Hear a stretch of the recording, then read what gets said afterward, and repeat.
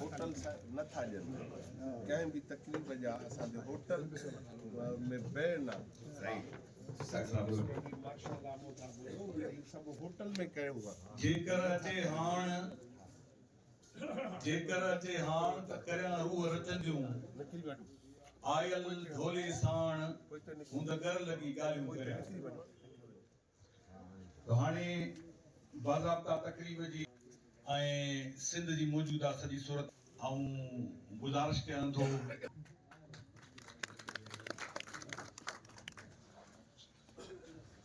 सरह हुजे निहायती क़ाबिल एहतराम साईं मुंहिंजा भाउ मक़बूल हाले पुटो साहब अदी शाहनाज़ शाहिदा अदी शाहिदा ऐं ॿिया सभु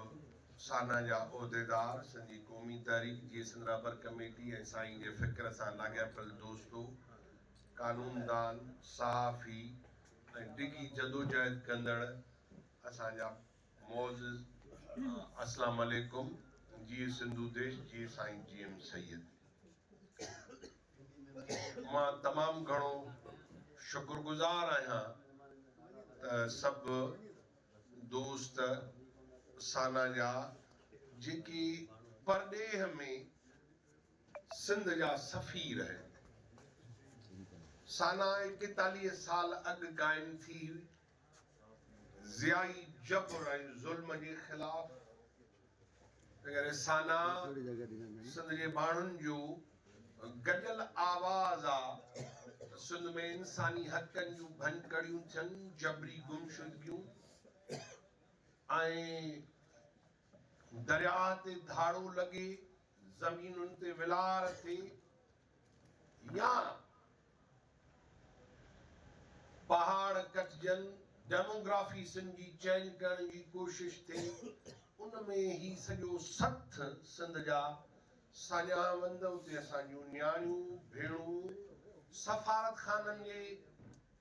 साम्हूं मुज़ाहिरनि खां वठी वॾियूं क़ौमी कॉन्फ्रेंसूं सिंध ऐं सिंध खां ॿाहिरि सालाना इज्तिमा कनि था इन्हनि जूं जेके हदूं आहिनि उन्हनि हदुनि में हिननि जूं तमामु वॾियूं ख़िदमतूं आहिनि मां अगस्त में गुज़िरियल साल जो सॼो पहिरियों दफ़ो दोस्तनि जे उते अमेरिका वञी उन्हनि जूं ख़िदमतूं उहे सभु कुझु ॾिठमि हूअं त पढ़ंदो रहंदो हुउसि मुंहिंजी डॉक्टर मक़बूल साहब सां का बि अॻ जी मुलाक़ात न हुई काफ़ी दोस्तनि सां पर उहा पहिरीं मुंहिंजी मुलाक़ात हुई त हुन चई ॾाहप तदब्बुर सां एॾी वॾी कॉन्फ्रेंस कंडक्ट कई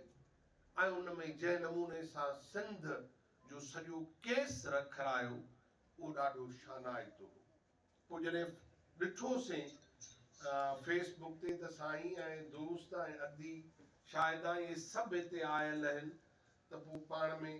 GS महाल जी क़यादत चयो त असां उन्हनि दोस्तनि खे हिते ऑनर ॾियूं ऐं मां जीअं अर्ज़ु कयो त हैदराबाद में सियासी तक़रीबात ऐं कराचीअ में असांखे सेमिनार कॉन्फ्रेंसूं ऐं आजम ॾियण जे लाइ होटल्स नथा मिलनि पोइ ग़रीबाणा असांजा कख आहिनि तव्हां वॾा वड़ कया आहिनि जो अॼु हुते असां वटि आया आहियो अहिड़े वक़्त में अॼु तव्हां ऐं असां सिंध में सभु मौजूदु आहियूं जिते जबर जी इंतिहा आहे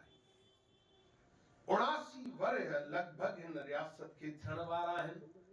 79 वरहनि में सिंध का घड़ी को पहर ख़ुशी जो न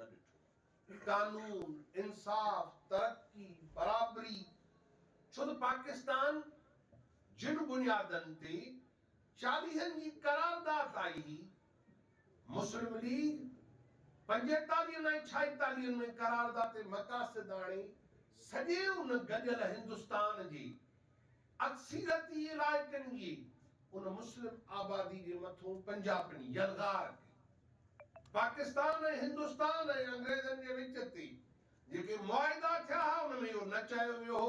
त सिंध जा सालिह पुट ऐं धरती जा वारिस सिंधी हिंदू जबर ऐं ॾाढ जे बुनियाद ते पंहिंजी धरती तां बेदख़ल थींदा, अहिड़ो को फ़ैसिलो न थियो। तोड़े जो इन खां अॻु में सिंध रक्त जा दरिया ॾिठा, दिघा क़ैद खाना जंहिंमें न्याणियूं सिंध जूं गिरफ़्तार हूं। सिंध जे बहादुर पुट सूर्य बादशाह अंग्रेज़नि खे ललकारे वतन या कफन, आज़ादी ऐं मौत जो नारो हयो, जंहिंमें लोढ़ा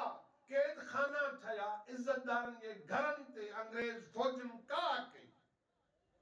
असां अॼु फ़ख्र सां चऊं था त ॾखण एशिया में बरे सगीर में सिंधी दुनिया जी वाहिद क़ौम आहे जेके कॾहिं मसनरीज़ न आहिनि, छा किराए जा कातिल थी माण्हू न मारिया अथऊं। मां माज़रत सां चवां थो, पंजाबियुनि जी त डिघी तारीख़ आहे, पर बलोच मसनरी जो किरदारु अदा कंदे हुर मूवमेंट में अंग्रेज़नि जो इत्तेहादी थी असांजे लुटमार में शामिल रहियो। अॼु असां बलोचनि ते जेको जबर ऐं जबरी गुमशुदगियूं आहिनि ऐं बलोच क़ौमी वजूद आहे, उनजी वतनी हैसियत जो इनकार कंदे हुननि ते जॾहिं यलगार कई अंग्रेज़नि, तॾहिं बि असां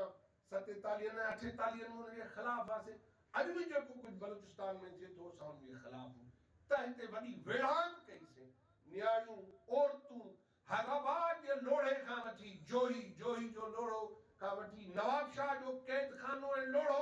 ऐं नवाब शाह में ही सिंध जो सूर्य पुट इस्माइल वसाण साहब उन क़ैद खाने में माउ हिन खे जनम ॾिनो, हिन जा अब्बा ॾाॾा बि विढ़िया ऐं हिन बि 73 जे आईन जे मुंहं ते मोचड़ो हणी क़ैद क़बूल कया, उन ग़ुलामी जे आईन जो इनकार कयो वेठा। असां नसुल दर नसुल विढ़ूं पिया इन क़ौमी जबर ज़िलत जे ख़िलाफ़।